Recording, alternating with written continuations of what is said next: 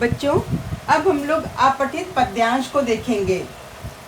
उसके नियम भी उसी प्रकार हैं जिस प्रकार से अपठित गद्यांश के नियम थे, अर्थात 2 से 3 बार उसको पढ़ना, ध्यानपूर्वक पढ़ना, मुख्य भावों को रेखांकित करना, कठिन शब्दों को रेखांकित करना और प्रश्नों के उत्तर अपने अपने शब्दों में देना, शीर्षक के लिए कम से कम शब्दों का प्रयोग करना।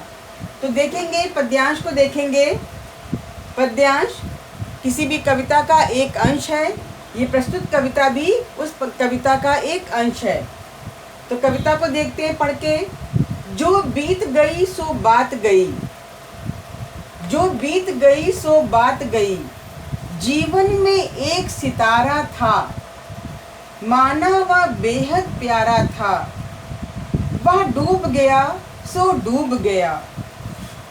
अंबर के आनन को देखो, कितने इसके तारे टूटे, कितने इसके प्यारे छूटे, जो छूट गए फिर कहाँ मिले। पर बोलो टूटे तारों पर, कब अंबर शोर मचाता है या शोक मनाता है, जो बीत गई सो बात गई। बहुत सुंदर कविता है। कविता के माध्यम से कवि ने बताया है कि हमें जो भी दुख है, कठिनाइयाँ हैं, उनको भुलाकर आगे सकारात्मक भाव रखते हुए जीवन को आगे बढ़ाना चाहिए। अब हम देखते हैं कवि क्या कहना चाह रहा है कि जो बीत गई सो बात गई, अर्थात जो जा चुका है, बीत चुका है, उसको भुलाने का प्रयास करना चाहिए। जीवन में एक सितारा था, माना वह बेहद प्यारा था। जीवन में कोई ऐसा है जो बहुत ही प्रिय होता है। वह डूब गया सो डूब गया। क्या डूब गया? सितारा।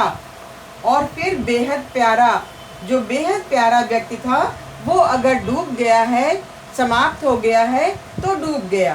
अंबर के आनन को देखो, कितने इसके तारे टूटे, कितने इसके प्यारे छूटे, अर्थात कितने ही तारे आकाश से टूटते रहते हैं।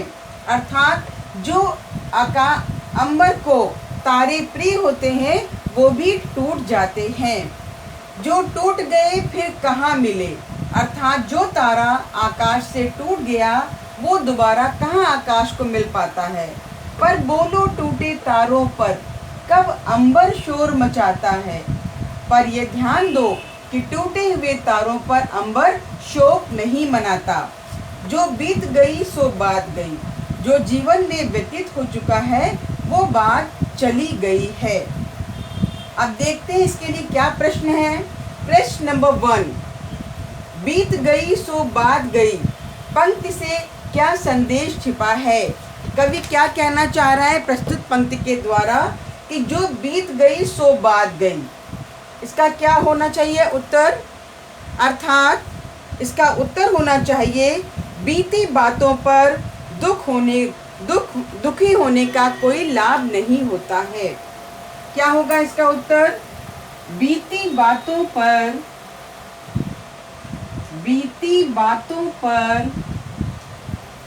दुखी होने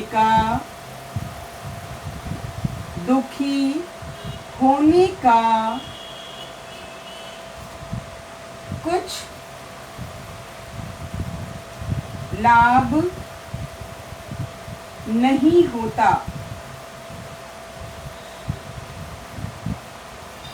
इस प्रश्न के उत्तर को हमने सामने लिख दिया है, लेकिन आप लिखेंगे प्रश्न के बाद। सेकंड देखो, सितारे का डूबना क्या है। सितारे का डूबना क्या है? Yes, very good. इसका भी शॉर्ट में उत्तर लिखेंगे। सितारे का डूबने का मतलब है किसी प्रिय व्यक्ति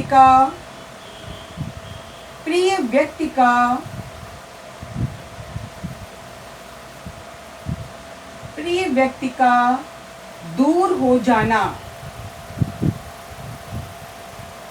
किसी प्रिय व्यक्ति का दूर हो जाना। अंबर किस बात पर शोक नहीं करता? क्या उत्तर होना चाहिए? अंबर किस बात का शोक नहीं करता? तारों के उत्तर क्या होगा? तारों के टूटने का। अंबर किस बात का शोक नहीं करता है? तारों के टूटने का। प्यारों का छूटना क्या होता है? वही भाव है। प्यारों का छूटना क्या है? क्या होगा? किसी प्रिय व्यक्ति का, किसी प्रिय व्यक्ति का दूर हो जाना, दूर हो जाना। Clear children? नेक्स्ट नंबर, शोक का विलोम क्या है? शोक क्या विलोम क्या होगा? विलोम का मतलब अपोजिट वर्ड, उल्टा शब्द। शोक का विलोम होगा हर्ष। क्या शब्द होगा? हर्ष। जो छूट गए फिर कहाँ मिले, पंक्ति का क्या आशय है?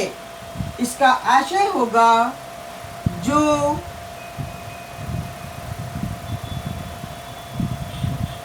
जो हमसे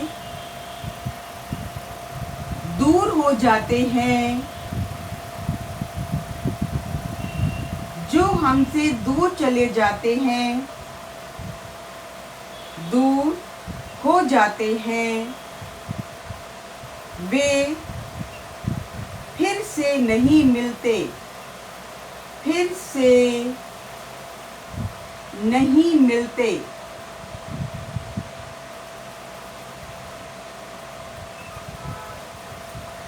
तो बच्चों हम देखेंगे कि कवि इस कविता के माध्यम से मूल भाव क्या है इसका, कि हमें बीती हुई बातों पर शोक नहीं मनाना चाहिए।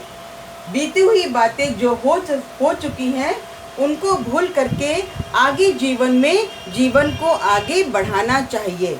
ये कवि इस कविता के माध्यम से संदेश दे रहा है।